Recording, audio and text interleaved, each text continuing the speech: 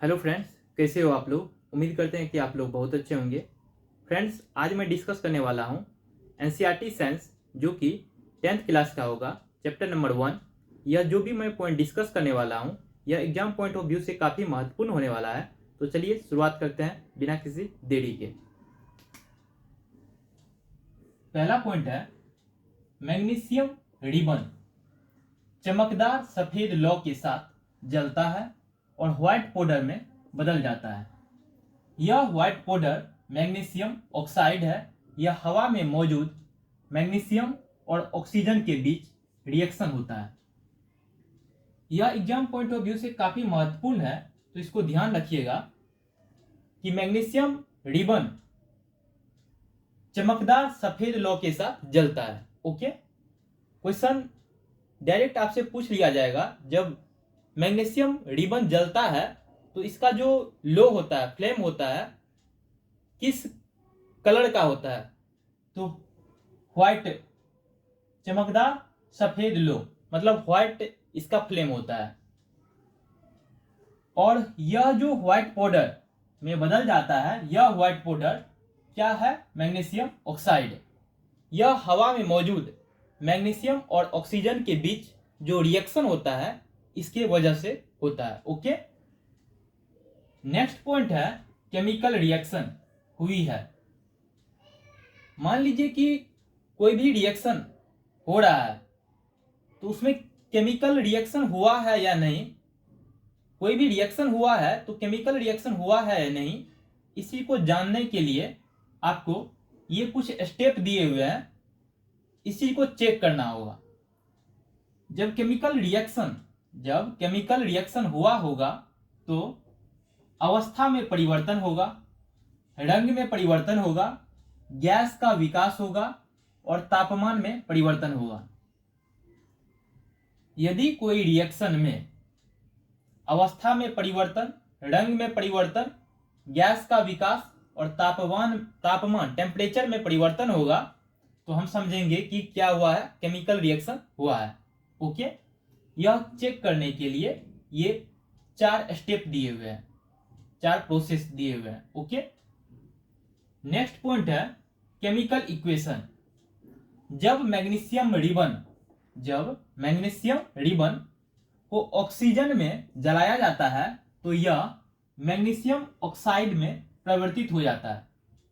यह क्या है? यह एक इक्वेशन है, केमिकल इक्वेशन।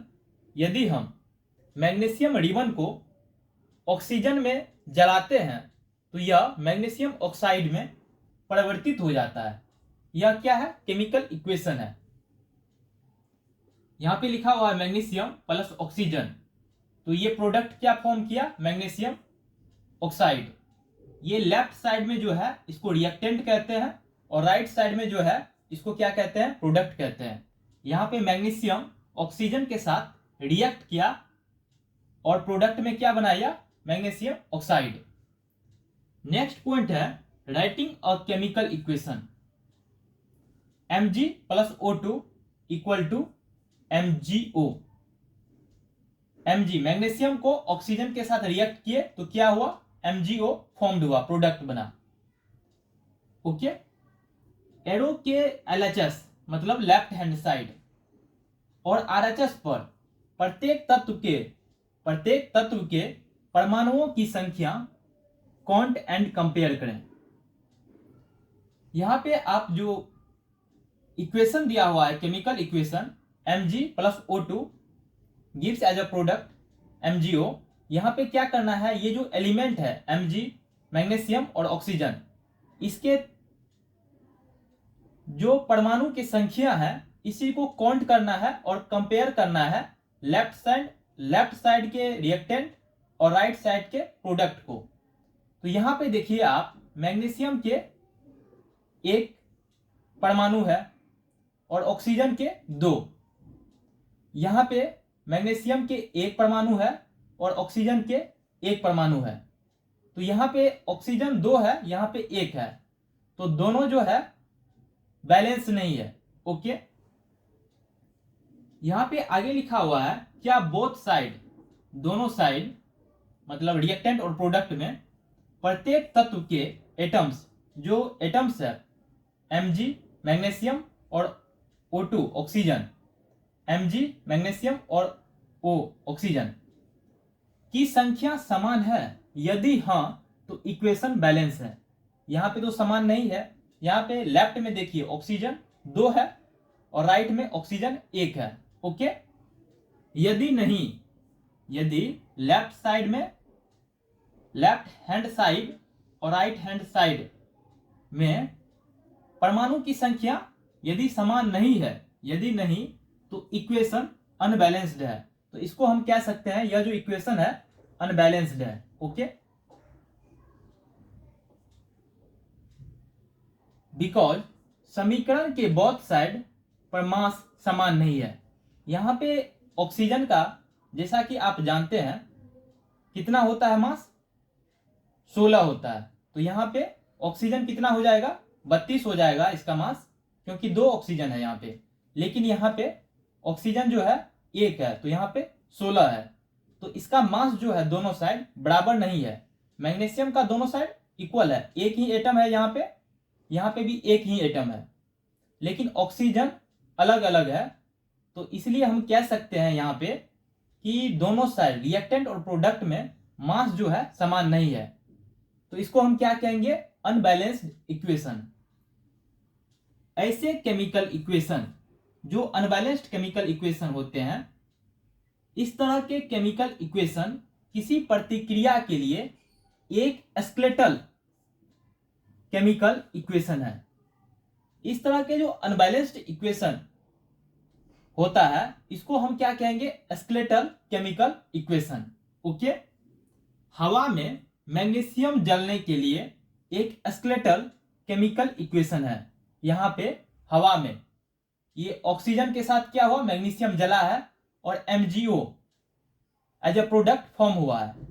तो यहां पे यह जो अनबैलेंस्ड इक्वेशन है यह क्या है? Skeletal chemical equation. Okay, next point है बैलेंस्ड केमिकल इक्वेशन।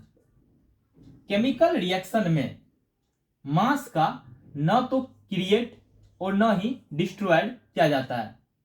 कोई भी केमिकल इक्वेशन हो तो उसमें जो मास होता है, द्रव्यमान, उसका तो न ही हम क्रिएट कर सकते हैं और न ही डिस्ट्रॉयड कर सकते हैं। क्रिएट करने का सेंस ये है कि न ही हम निर्माण कर सकते हैं और न ही डिस्ट्रॉयड मतलब खत्म कर सकते हैं।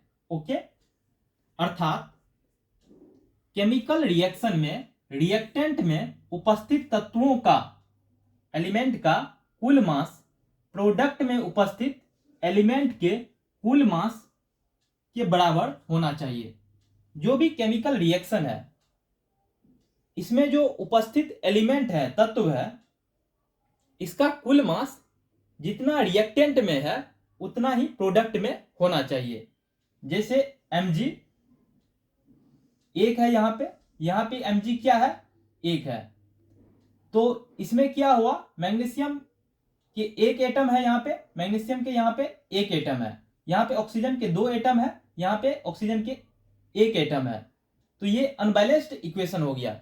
लेकिन बैलेंस्ड इक्वेशन के लिए हम क्या करेंगे? इसके जो मास है जितना रिएक्टेंट में है इतना ही प्रोडक्ट में होना चाहिए। ओके, केमिकल रिएक्शन में रिएक्टेंट में उपस्थित तत्वों का कुल मास जो इसका मास है प्रोडक्ट में उपस्थित एलिमेंट के कुल मास के बराबर होना चाहिए। ओके, यह क्या होता है? Balanced chemical equation. यहां पे ये क्या है? अनबैलेंस्ड इक्वेशन है। जैसे बैलेंस्ड केमिकल इक्वेशन के यहाँ पे एग्जांपल दिए हुए हैं, जैसे zinc plus sulphuric acid. Zinc को यदि सल्फ्यूरिक एसिड के साथ रिएक्ट करते हैं तो क्या फॉर्म होता है? एज ए प्रोडक्ट क्या मिलता है? Zinc sulphate plus hydrogen. क्या मिलता है? जिंक सल्फेट और हाइड्रोजन। यहां पे आप नोटिस कीजिए, जिंक का फॉर्मूला क्या होता है? Zn, और sulphuric acid H2SO4 gives as a product ZnSO4 plus H2। यहां पे आप नोटिस कीजिए H2 हाइड्रोजन के 2 एटम है, यहां पे प्रोडक्ट में भी हाइड्रोजन के 2 एटम है। यहाँ पे SO4 एक है, यहाँ पे भी SO4 एक ही है। ओके, कहने का मतलब ऑक्सीजन 4 है तो ऑक्सीजन यहाँ पे भी 4 है, S एक है तो S यहाँ पे भी एक ही है एटम। ओके, और जिंक भी यहाँ पे LHS में जो रिएक्टेंट में है एक एटम है, तो यहाँ पे प्रोडक्ट में भी जिंक के एक एटम है। तो यह जो इक्वेशन है, तो यह chemical equation balanced chemical equation है। इसको हम क्या कहेंगे? Balanced chemical equation. ओके, यहां पे नंबर ऑफ एटम्स, यहां पे जो नंबर ऑफ एटम्स हैं reactant equal to number of atoms product RHS। यहां पे रिएक्टेंट में जो भी एटम्स की संख्या है उतना ही प्रोडक्ट में RHS में एटम्स की संख्या है। तो इसको हम क्या कहेंगे? Balanced chemical equation. यहां पे क्या था? यह जो केमिकल इक्वेशन था यह अनबैलेंस्ड केमिकल इक्वेशन था, जिसको हम क्या कहेंगे? Skeletal chemical equation. यहां से भी क्वेश्चन पूछा जाता है, तो इसको ध्यान रखना है कि जो अनबैलेंस्ड केमिकल इक्वेशन होते हैं इसको और किस नाम से जाना जाता है? तो एस्केलेटल केमिकल इक्वेशन। ओके, यह बैलेंस्ड केमिकल इक्वेशन को आप होप समझ गए होंगे। तो इस वीडियो में इतना ही। तो thank you friends, hope you will learn something new. Thank you for watching this video.